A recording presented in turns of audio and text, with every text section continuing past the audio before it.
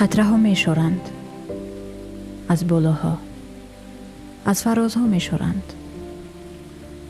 به دامن رودبار، به مسیر دریا و اقیانوس، میلیون ها سال بدین مینوال.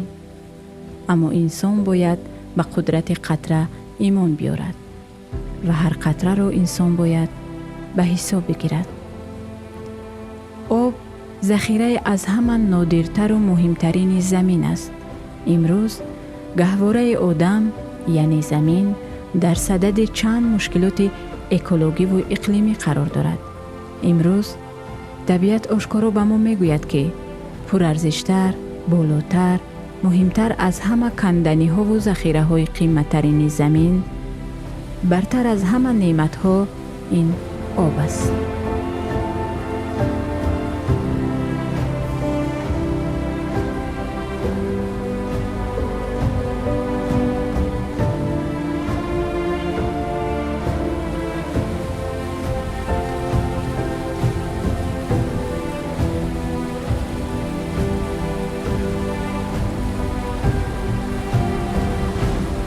هر قطره آب باید در حساب باشد. بی‌آبی مرگ است. بی‌آبی زوال همه هستی است. بی آب من و تو، ما و شما به خط آخری هستیمان میرسیم. آب خود حیات است و حیات را باید حفظ کرد.